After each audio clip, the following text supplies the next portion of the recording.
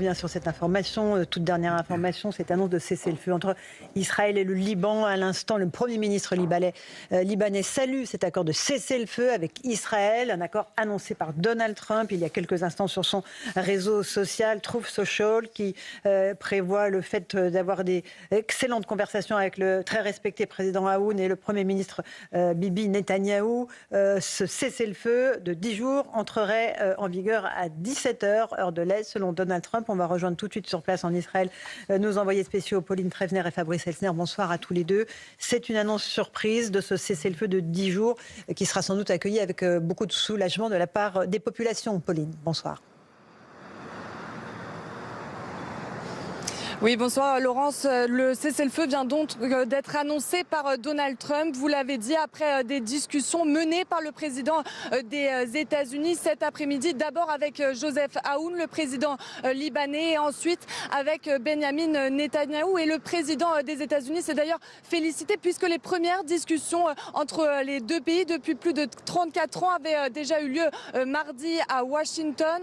Un cessez-le-feu entre Israël et le Liban qui devrait donc entrer en vigueur à minuit, ici heure d'Israël, 23h en France, pour une durée de 10 jours. Et cela contraste vraiment avec ce que nous avons pu voir avec Fabrice Elsner tout au long de la journée à la frontière libanaise, où les opérations se sont poursuivies. On a vu des explosions menées par Tsahal au sud du Liban. Et ici en Israël, toujours la peur des habitants, puisque le Hezbollah tentait toujours de viser le nord d'Israël. Le Hezbollah, donc nous sommes désormais dans une zone où il y a bien deux cessez-le-feu. Le premier avec l'Iran qui doit donc peut-être être fini le 22 avril si un accord est trouvé avec Washington. Et donc ce nouveau cessez-le-feu avec le Liban qui devrait donc normalement tenir jusqu'au 27 avril, Laurence. Merci beaucoup Pauline Trefner, Fabrice Elsner, qui vous trouvez en Israël tous les deux. Gauthier Lebret, bonsoir. On est avec Catherine Ney, Louis de Ragnel, François de Rugy, Eric Nolot.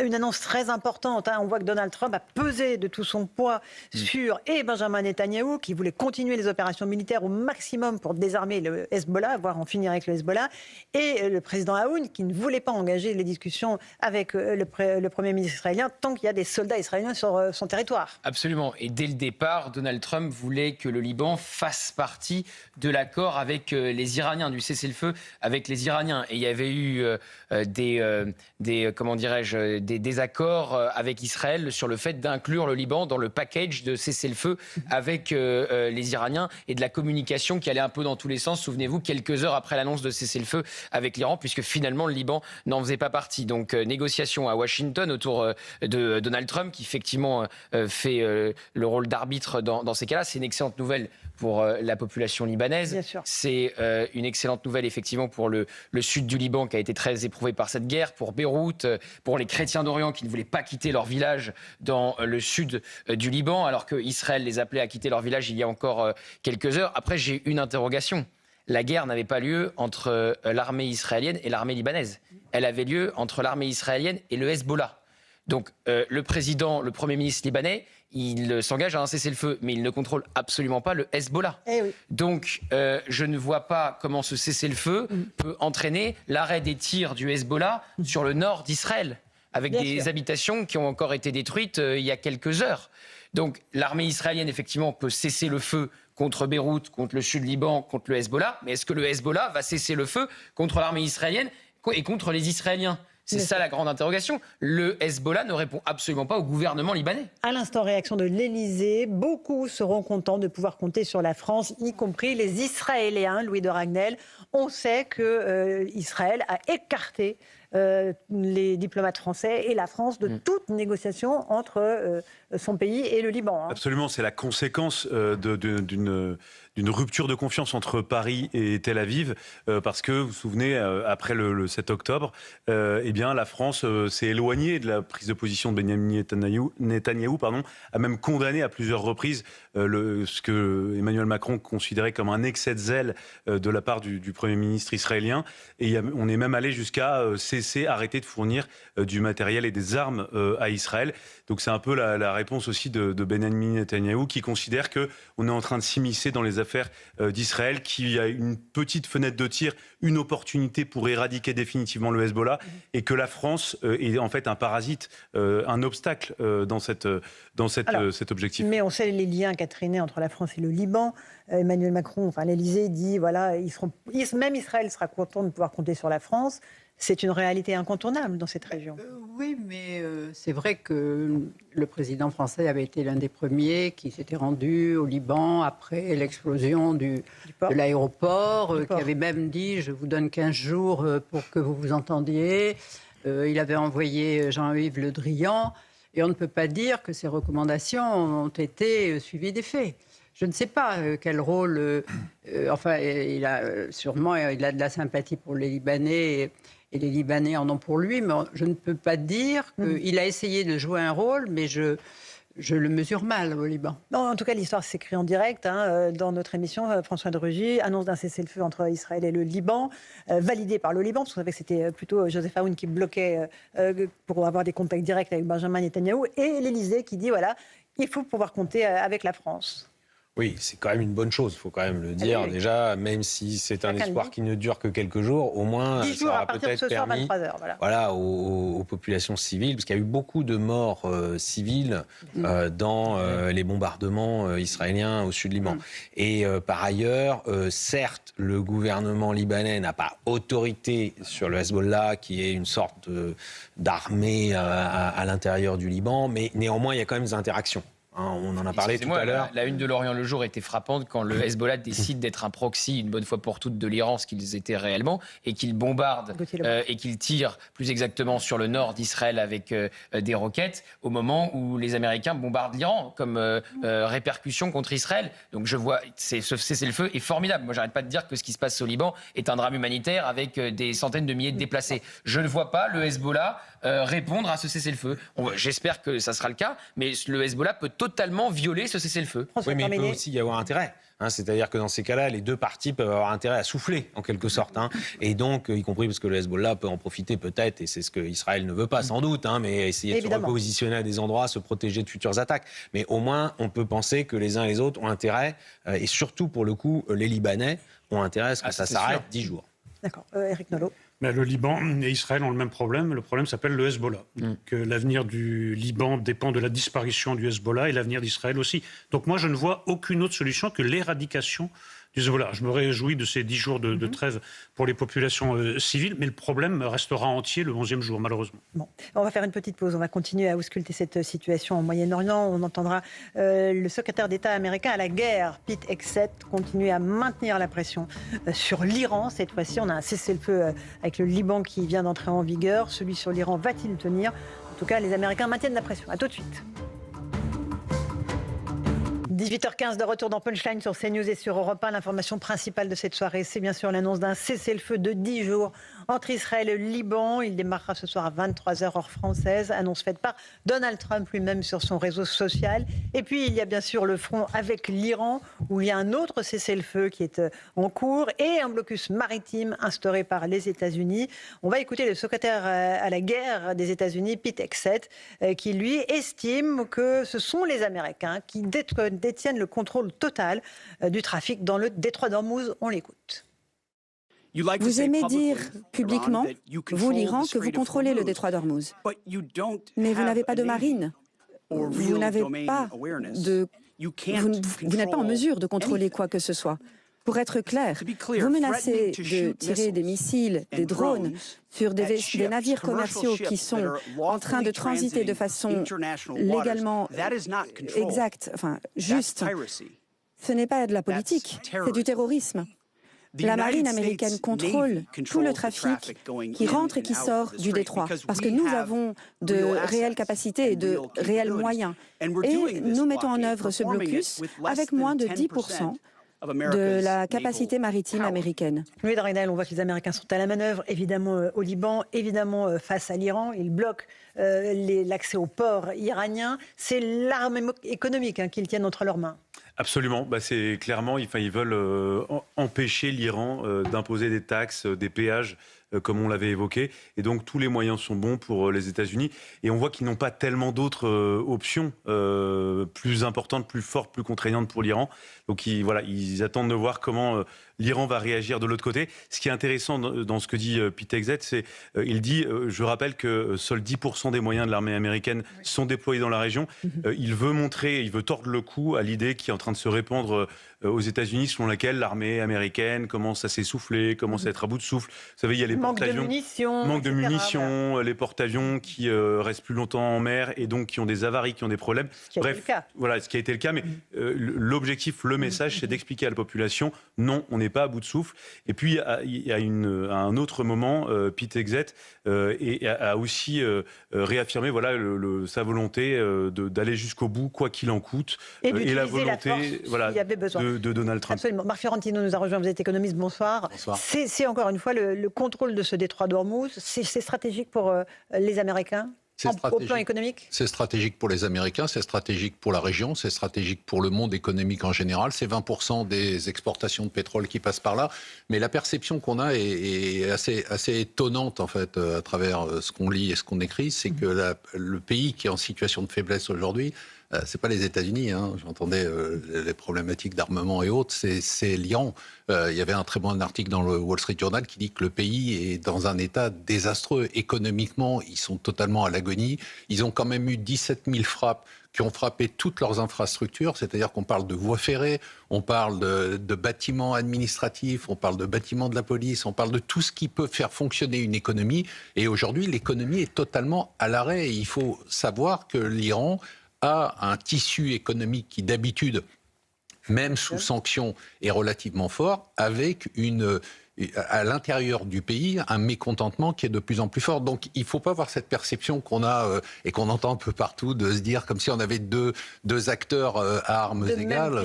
Voilà. On a d'un côté un pays qui est totalement autonome d'un point de vue énergétique, qui sont les États-Unis, et puis de l'autre un pays qui est extrêmement dépendant et qui est dans un état d'extrême faiblesse dont on ne sait pas ce qui va devenir une fois que la guerre s'arrêtera. Et qui peut tenter des actes désespérés aussi. Donc il faut se méfier oui et non, parce que aujourd'hui, il y a quand même une voie de la raison qui commence à apparaître un peu en Iran. Et puis, il y a la voie économique. Il faut se dire qu'un pays, on n'est pas en Irak, on n'est pas en Syrie. On est dans un pays qui a une structure économique, qui a une classe économique, qui a une classe marchande. On parle souvent du bazar. C'est des gens qui ont un poids dans l'économie iranienne et qui, aujourd'hui, ne sont pas contents. Il y a aussi l'impact économique sur le reste du monde, vous l'avez évoqué.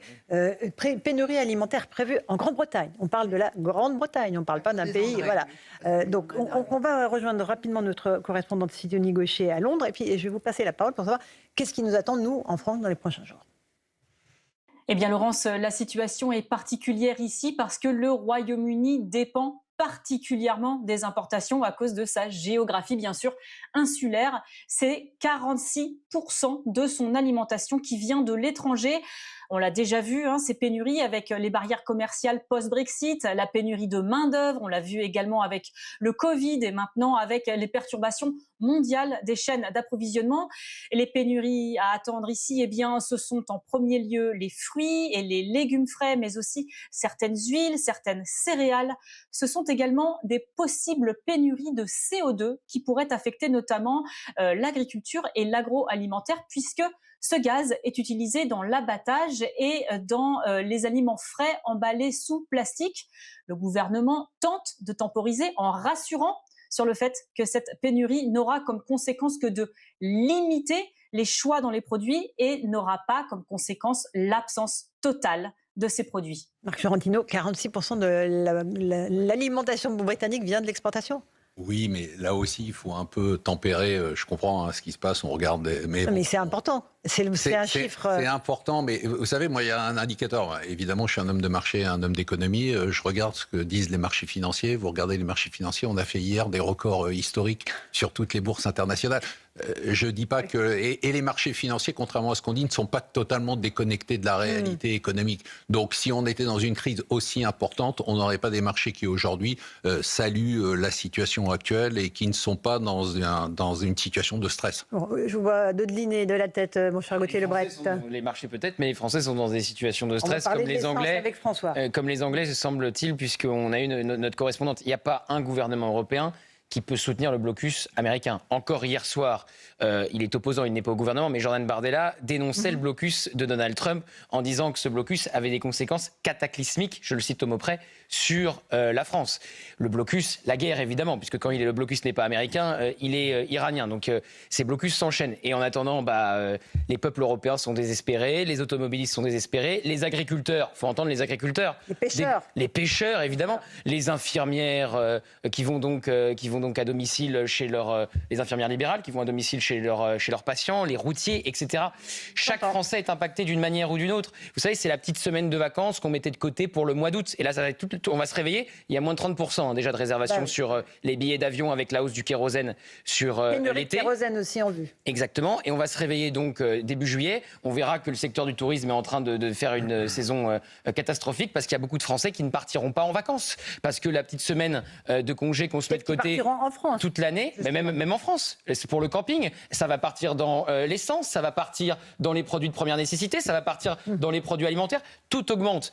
Produire une baguette, on était avec les responsables des boulangers qui voulaient travailler le 1er mai, ils vont pas pouvoir travailler le 1er mai. Bon, ils vous expliquaient produire une baguette coûte plus cher en ce moment, et bien la vendre coûte également plus cher, donc l'acheter coûte plus cher.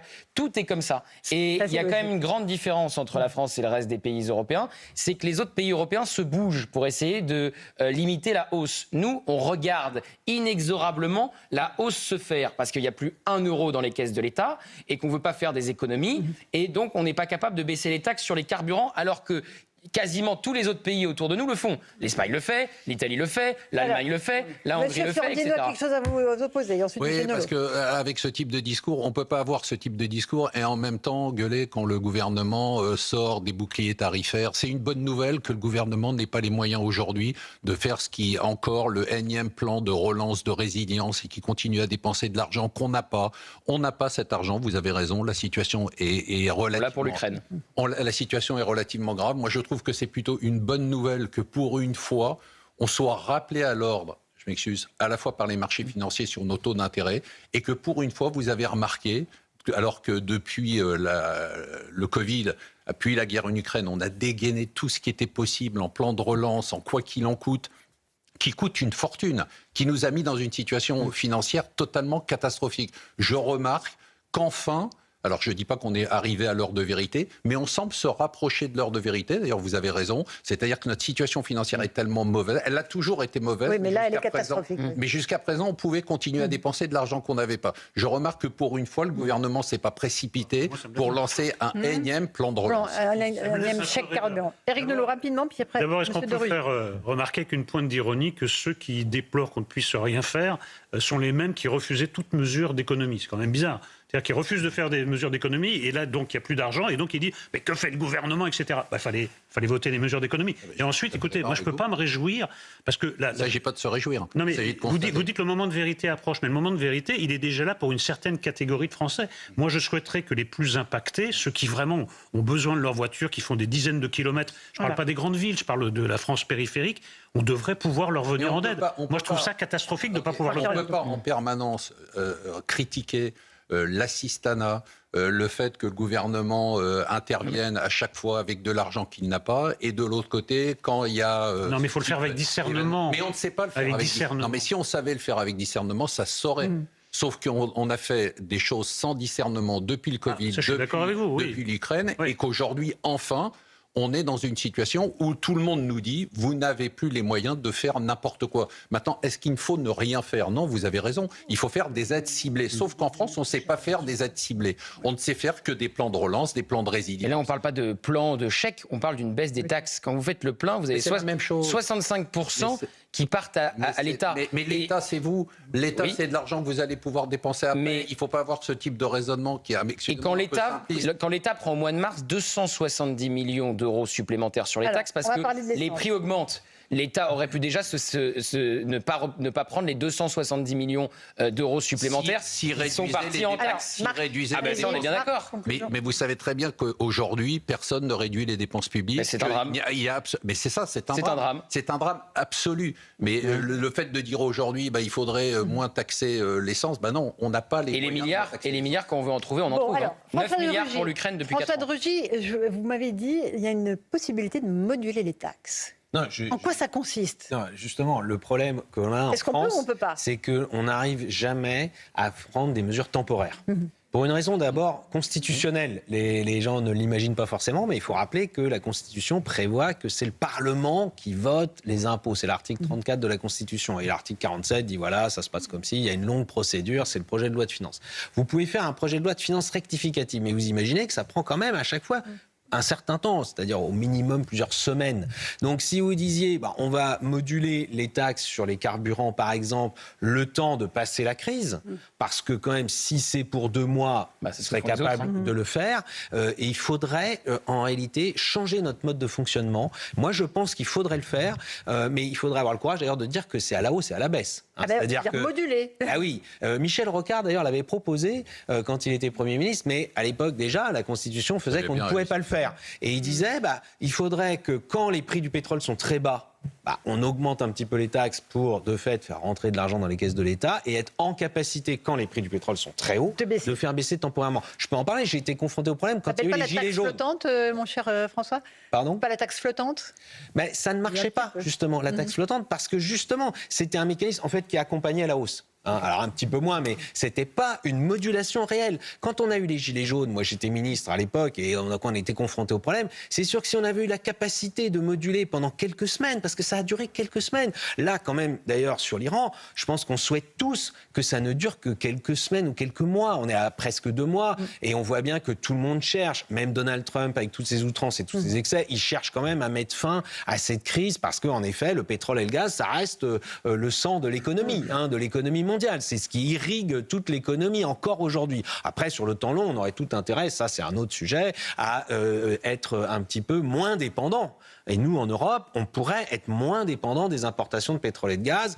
On n'a pas de pétrole, mais on a de l'électricité. Et surtout nous en France. Mais ça, c'est pas une réponse à court terme. Ouais. Moi, je suis à fond pour la voiture électrique, mais je vais pas dire à quelqu'un qui a une voiture essence et qui va à la pompe à essence et qui voit que c'est 3 €. Moi, j'ai vu des pompes où c'est 3 € aujourd'hui. Eh bien, de lui dire, achetez une voiture électrique, ça se fait pas en un jour. Donc, il y a quand même le bioéthanol. Au passage, le bioéthanol qui est favorisé par la fiscalité française. Qui est à 0,90 là. Voilà, moins d'1 € le litre. Ouais. Et n'oublions pas que c'est une ressource agricole de chez nous. Et ça aussi, il faudrait développer davantage la production de tout ce qui est une alternative et qui vient de nos pays européens. Et c'est évidemment vrai pour l'alimentation aussi. Catherine et Marc. Surtout la situation actuelle, ce qui est terrible, c'est qu'aujourd'hui, il faut être riche pour rouler en diesel. On a acheté des voitures pour rouler moins cher et aujourd'hui, la situation fait qu'on est dans cette situation que c'est le gazole qui monte et qui est plus cher. Si vous avez une voiture de luxe, vous payez moins, comparativement. Donc c'est ça on se dit, les gens se disent, est-ce que le diesel, on pourrait faire quelque chose pour le diesel? Parce que et pas toutes les sources d'approvisionnement en carburant. Est-ce qu'on pourrait faire ça pour uniquement le diesel? Marc Fiorentino, c'est une question. Sur l'idée de François Duruy de moduler les taxes. Pour rebondir sur ce qui a été dit, si je me réjouis de la situation actuelle, c'est évidemment, je ne me réjouis pas du tout des difficultés qu'ont certaines classes de la population, évidemment, mais je dis simplement qu'on attendait ce moment où on ne pourrait plus distribuer de l'argent pour peut-être espérer qu'on arrive à rentrer dans le dur, c'est-à-dire qu'on arrive à se rendre compte. On se rend compte pour la première fois aujourd'hui, avec la crise en Iran, qu'on ne peut pas faire des cadeaux. Voilà, pour la première fois depuis le Covid. C'est presque la fin du quoi qu'il en coûte. C'est quand même quelque chose qu'on a espéré depuis des années, nous économistes, c'est que le quoi qu'il en coûte s'arrête en France. Aujourd'hui, il y a un espoir qu'on n'ait plus les moyens de distribuer de l'argent de façon non ciblée. Vous avez raison, il faut le faire de façon ciblée. Et donc peut-être qu'il y a un espoir que face au mur, enfin, on se dise il faut réduire les dépenses publiques parce qu'on sait tous ici que le seul sujet, c'est la réduction des dépenses publiques et c'est pas le saupoudrage d'aide à quelques catégories de la population, même si elles sont en difficulté. Et ça ne va pas commencer cette année, l'année qui vient, ni l'année prochaine, parce qu'il y a une présidentielle. Et après, quel est le candidat qui va élire en disant, écoutez, maintenant on va serrer la ceinture. Et voilà, déjà que la réforme des retraites, elle est repoussée jusqu'à 2008. Quel est le candidat qui va pouvoir se faire élire sur un programme de raison où il faudrait que tout le monde adhère pour redresser la France. Bon, franchement... Personne pour l'instant ne l'a au programme, hein, on est d'accord. Mais personne ne l'a au programme, donc on part... Il y a des gens qui l'ont au programme. Il y a des gens qui ont la... David Lisnard, il a la réduction de la dépense publique au programme. Édouard Philippe, il a une réforme des retraites très dure au programme.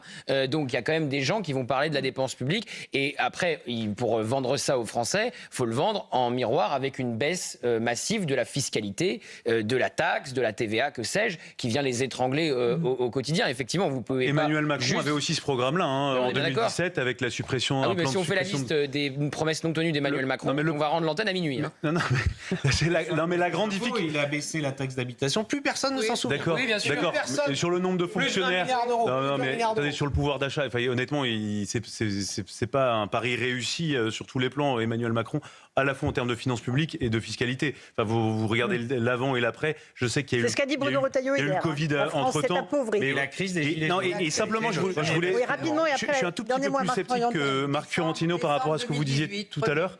Vous disiez, je comprends très bien ce que vous disiez quand vous dites, en fait, le gouvernement... Non, mais en fait, le gouvernement ne peut pas faire autrement. Donc, d'un certain point de vue, il y a un stop, il fallait un stop, et au moins, il réfléchit.